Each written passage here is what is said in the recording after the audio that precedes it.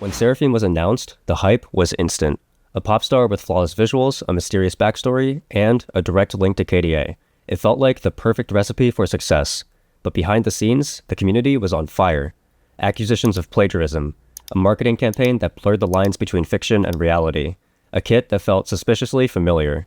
And at the center of it all, the growing feeling that Riot, for the first time, wasn't making a champion for the players, but for the shareholders.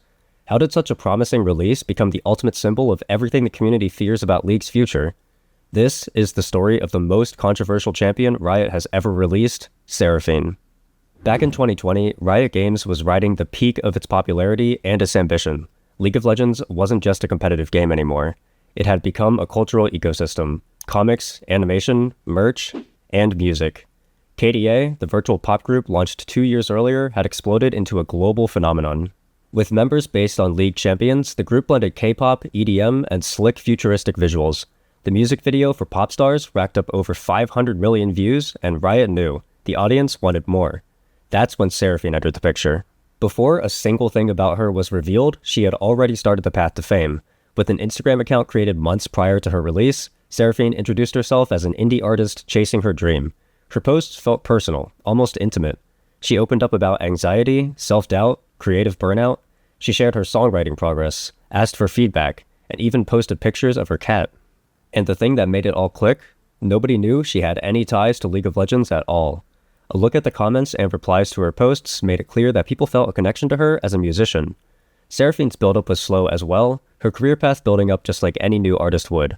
She started out with covers, doing her own stylistic renditions of popular songs like Childhood Dreams and All the Things She Said. She posted demos of tracks she was making for the future. Riot even went as far as to give her her own dedicated vocalist to play the part in Jasmine Clark. And then the reveal hit. It wasn't big and flashy, but slow and subtle. That instrumental she had been working on for so long, posting updates about frequently, it was an instrumental for another cover. But this time, it was a cover of KDA Pop Stars. People started speculating, the leaks were flying, and shortly after, Seraphine's posts started featuring the members of KDA themselves. KDA had noticed her cover, and they wanted her as a feature for their next big single. And with that, the cat was out of the bag. This huge build-up was for League of Legends' boldest champion release ever. Riot was building something completely new. A champion who felt like a real person before she was even a playable character. And the plan was clear. Create an emotional bond with the audience before gameplay even mattered. Seraphine would be officially revealed as the newest member of KDA with her own solo track, cinematic teaser, 3-version skin line, and a debut on the world stage.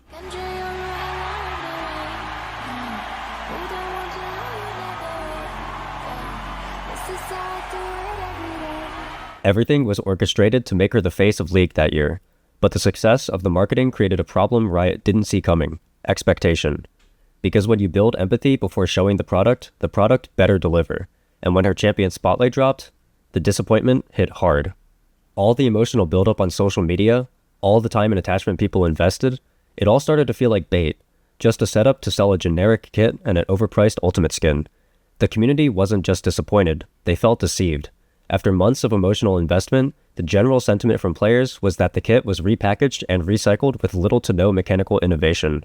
It felt like the whole journey had been a marketing trap, the character made to be bought, not played. Seraphine's champion spotlight would go on to be Riot's biggest digital bloodbath. Within days, the video racked up 40,000 dislikes, the most in over a decade of League of Legends. And it wasn't just about the gameplay, the backlash came in layers. First, the kit. The community instantly made connections on how similar her abilities were to Sona's, a champion released back in 2010. A passive that builds some musical notes, a Q that deals AoE damage, a W that heals and shields, an E that slows or roots, and her R, a straight-line skill-shot crowd control tool, just like Sona's ult. The memes came fast, but the rabbit hole went deeper. Seraphine was the first champion in League's history to launch directly with an ultimate skin, the most expensive tier in the game at the time, priced at $32.50 RP. And to unlock all the variations of the skin, players had to complete in-game missions on top of the price tag. In other words, not only did you have to pay a premium, you had to grind just to fully access what you bought. And the final blow came from what was supposed to be her biggest strength, the emotional marketing. Seraphine's social media accounts, once seen as a clever creative experiment, started facing serious scrutiny. After all, she openly talked about depression, identity struggles, self-doubt, all of it coming from a profile run by a marketing team with one goal in mind: to make people relate and spend. The harshest criticism came from the community itself, and for many, that crossed a line. Seraphine, who was supposed to embody empathy, had become a symbol of opportunism, a manufactured star who fell before ever taking the stage. But the controversy didn't stop there. Shortly after her release, a woman named Stephanie published an article on Medium titled "The Problem with Seraphine," claiming that the champion had been inspired by her appearance and personal experiences without her consent. Stephanie said she had a brief relationship with a Riot employee back in 2019, during which she shared photos, writings, and personal details. She pointed out striking similarities between her and Seraphine: pink hair, glasses, selfies with a cat, even the name. She also mentioned having shared with him an essay she wrote about Piltover and Zaun, the very cities that ended up being Seraphine's lore background. Riot denied the allegations, stating that Seraphine was created independently and that the employee in question had no involvement in her development. Still, for many, the accusation added yet another uncomfortable layer to how Seraphine was perceived, not just as a marketing product, but as a champion wrapped in ethical controversy. And while the internet boiled over with backlash, theories, and callouts, Riot stayed silent. But the numbers spoke loud enough. Despite the boycotts, the outrage, and a wave of negative videos, Seraphine sold. She sold a lot. According to content creators and data trackers, she became one of the top-selling champions of the year. And the explanation is simple. Seraphine wasn't made for the veterans. She was made for the newcomers. A straightforward kit, a pop star look, an emotional backstory, all wrapped in a K-pop aesthetic that was dominating social media. For casual players, she was perfect. After all, as one video on the topic put it, Seraphine was exactly that, an accessible, charming, collectible champion. And that's where the true irony of her story lies. The hardcore community, the ones who shouted the loudest, were the same ones who helped push her into the spotlight. More hate videos, more memes, more exposure. And with more exposure came more sales. For Riot, Seraphine wasn't just a product. She was a case study that showed some key ideas. Simple designs sell. Controversy drives traffic. And maybe most importantly, the community buys even what it claims to hate. That raises an uncomfortable question. Is the problem Riot or the player base? Many slammed Seraphine for being generic, recycled, soulless. But those critiques came after the skin had been bought, the games played, the content posted. Meanwhile, champions with bold creative designs, like Ornn, Talia, Aurelion Sol, struggle to find an audience. Why? They're harder to play. They lack visual appeal. They don't sell. Seraphine, on the other hand, was a commercial success precisely because she was the opposite. And that exposed a deeper truth. Seraphine proved that Riot doesn't need to innovate to profit. All it takes is repackaging a formula that's already worked. In the end, Seraphine didn't fail. She delivered exactly what was promised, not to the players, but to the company. Seraphine was the first champion to launch with an ultimate skin, the first with a pre-release campaign built around a real-life persona on social media, the first to talk about mental health, not as lore but as a marketing tool. And despite the initial backlash, the campaign worked. She became the blueprint for a new strategy: win the player before they even touch the gameplay.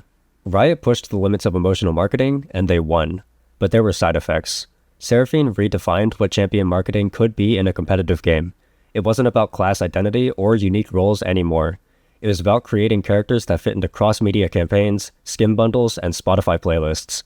Seraphine was League's first true multi-platform product. As the focus shifted more towards this mindset, the aspect that got left behind was quality. If we fast forward to today, League is at its peak in terms of profit over quality, and it's mainly in the form of skins. New tiers of skins, more expensive than the last, keep popping up. $100 Mythic Chromas, $200 Exalted skins, $500 Hall of Legends skins. The prices keep going up, and the quality stays stagnant. If Elementalist Lux was released today, it would be one of those multi-$100 purchases. And if the players want these prices to go down and for skin quality to rise again, the fix is simple. It's not enough to say we don't like something. We have to stop engaging, stop buying, stop spreading. But that's not what's happening. Riot releases a $500 skin, and within 24 hours, it's generating millions and millions of dollars. The price tags and the underwhelming skin spotlights become a trending topic on YouTube, Twitter, and Reddit. But every hate video is a traffic boost, every angry comment a win for the algorithm. And Riot, they watch as the graphs go up. The numbers are undeniable, and the message is clear. Seraphine's release isn't just a marketing case study. It's a reflection, a mirror showing something most people don't want to face. Maybe the problem isn't just Riot. Maybe the problem is what we actually choose to consume. Because behind the criticism, there's still a purchase. And as long as that remains true, the next Seraphine is already being sketched. Maybe with a different appearance, a different marketing strategy, a different name, but the same goal: turning emotion into transaction. So the question is, when that time comes, will you buy it again?